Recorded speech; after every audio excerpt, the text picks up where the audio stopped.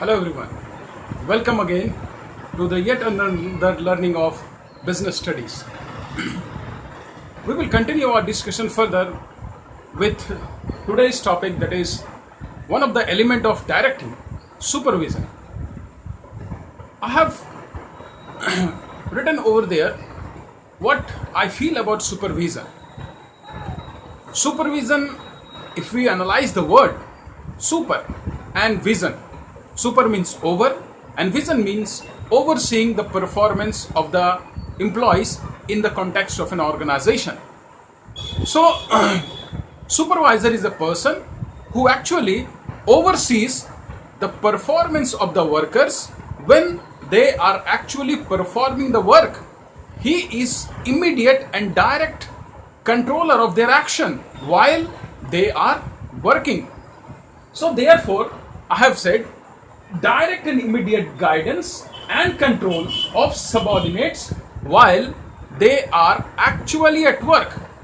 So it means that when the workers are actually performing, actually executing the work which is being entrusted to them, the supervisor directly oversees how they are doing, what they are doing, and tries to assure that they do to their best so that they helps in achievement of the organizational goal. If we are to define supervision, then we would be defining it is instructing, guiding and monitoring the subordinates during actual performance of the work. This is the outline of supervision. Now, why this is important? Basically, an organization has myriad objectives. Some may be primary, some may be secondary objectives. But each objective assure the existence of the organization. However primary or secondary it may be, but they contribute to the existence of an organization. And therefore, a management always tries that these objectives must be achieved smoothly and economically. There should not be any wastage of resources, either of money or of human resources. And therefore, to ease out the achievement of the objective through these human beings, that is the workers and the subordinates, management always ensure that objective can be effectively achieved if the workers are under immediate guidance and control of a supervisor. And hence, these function of management lies or has its importance. So let us discuss what is the importance of this function of management, that is supervision. The first is improving communication. A supervisor, he is in direct touch because his function is to directly supervise, oversees the worker while they are performing. So he is in direct contact with the employees, and this makes a communication effective. There is no indirect or no add up to the communication from the management to the workers. As in the case of informal organization, we have seen that what happens, a lot of things or opinions are being added up in between the process of communications. Now, since here the supervisor is a direct link between the management and the workers, so he provides or he communicates directly the orders and instructions of the management to the workers. So therefore, it helps in improving the communications. There is no distorted communications, but actual communications takes place. Second is optimum utilization of resources. How the supervisor assure this optimum utilization of resources? Instruction, guiding and monitoring. The supervisor is responsible for instructing, guiding and monitoring the subordinates. Now these, when they guide, when they monitor, they try or supervisor try to achieve a coordination among the different workers. When they coordinate properly, it helps in achievement of the organizational goal, and it increases the utilization of the resources. It increases the utilization of the resources. He tells the worker actually what they are supposed to do, how they are supposed to do. He tells us, he tells the employees that whatever machines they are working on or whatever resources they are operating, handling, how they can be properly handled, how they can be properly used so that their efficiency, the output increases. There is no wastage either in handling of machine or in utilization of the resources. So the direct benefit lies with this overseeing of the workers during the actual work is utilization or optimum utilization of resources. It educes the maximum out of the workers and ensure that the resources are optimally used. Then the third importance is control of performance. While executing the work that is entrusted to the employees or the workers, the actual performance of the workers are compared with the standard laid down, and the supervisor tries the best to redress the cause of deviation in their performance. If it is beyond his control, he reports it to the top management, and then necessary action is taken for controlling their performance. But so far, his observation is concerned, he is directly related to monitor the performance of the workers, and therefore, when the workers actually perform, he tells them what has been their performance, whether it matches to the standard performance or not, how far they have deviated from the standard performance, and suggest the ways how the actual performance can be improved to match the predetermined standard.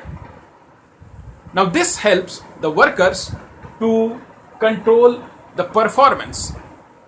Then we have handling the grievances. Now this is one of the very crucial factors. None of the organization exists where the employees, they do not have any grievances. The reason being obvious that these workers, they are not only a human being, or they are not only made up of flesh and bones. They have some psychological aspects, and therefore this psychology is affected by the various factors, and they might have a grievances. So supervisor, what he does, he tries to handle their grievances effectively. He is in direct contact. He tries to know what is the reason of their grievances. He tries to sort out when a grievances is reported to him. He tries his best so that the viewpoint of the workers can be understood, and then he communicates the viewpoint of the management. His work is to reconcile the opinion of both the groups, the management as well as the workers. He takes his way to reconcile the interest of both the groups. Now this helps him that the workers' grievances are successfully redressed and properly taken care of. Again, if it is beyond his control, then he must report it to the management. So one of the importance of supervisor is also to handle the grievances that the workers have against the management.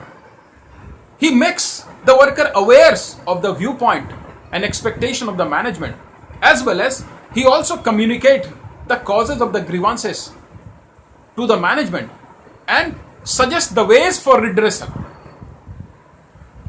Because he is in direct contact, he know how the grievances can be handled effectively. And therefore, we have effective handling of the grievances. Next one is building good human relations. This good human relations is the result of the supervisor. How? Why he tends to develop a good human relation? The only reason is that he wanted that there should be harmony and proper coordination among the workers. Each group may respect the other groups. The supervisor has a direct contact. He shares the sorrows, the joys of the workers of the different groups. He knows what pleases them and what is the cause of their sorrows. So he tries to mix up with them so that in case of any conflicts, he may be able to elicit their issues. He may be able to get himself acquainted with the causes of conflict and then try to resolve those things. So a supervisor always, he tries that various groups' interest can be harmonized so that there should not be any grievances, so that there should not be any disputes. Each of the group may respect the integrity of other group. They respect the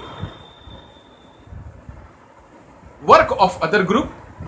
Each of the worker among themselves also, they coordinate and communicate properly. They work together in a united manner towards the achievement of the goal.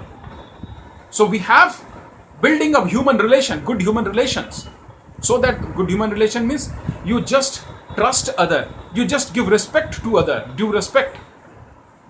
It is not that you keep on pestering the management or other people with your request, with your viewpoint, and you are not going to listen to what others says.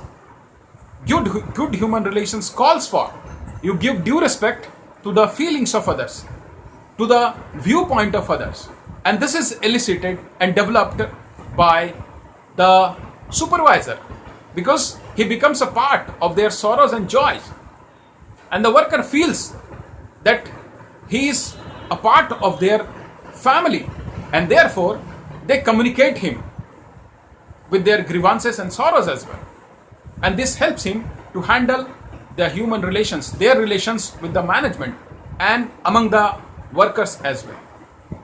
Next we have linking the management and the workers.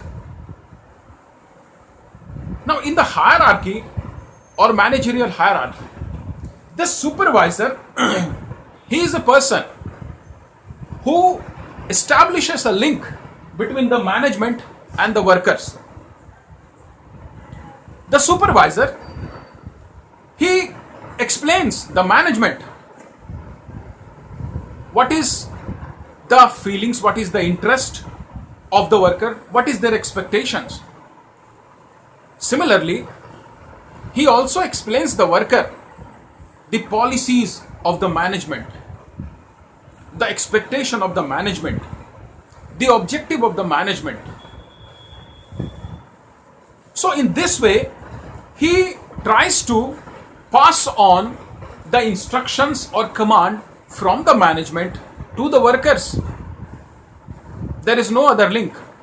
So if the policies, the knowledge or the ideas, information about the policies, expectations and the work that is scheduled by the management is communicated anyhow, it is through these supervisor that it takes place. It happens similarly that being in close contact with the workers, he also communicate the feelings, the grievances of the workers, or rather he report the performance of the workers, and if there is any problem, the problem is also reported. So he is a link of reporting between the directors or the managers or the top management and the workers. And finally, we have preparation of work schedules. The work of the supervisor before he execute is to plan out a schedule, which work has to be performed, when it is to be performed, how it is to be performed. He determines the schedule of the work of every individual in a different groups, so that each individual may work and achieve maximum efficiency to his capability. Then there can be one more importance. It's very easy that supervision also helps in motivating the employees. How? There are various types of incentives that is being used by the supervisor to motivate the performance. On the basis of those incentives, he encourages the workers, the employees, to devote a greater effort so that they may reach a higher level of performance. His work calls for influencing the human behavior, the behavior of the employees while they are at work. And this influencing the behavior or inspiring them for a higher performance is a sort of motivation. So a supervisor also provides motivations to the employees and the workers in the achievement of goals, as well as for assuring higher standard of performance. This is all for today's discussion. We shall discuss in the class at length. Till then, see it and happy learning.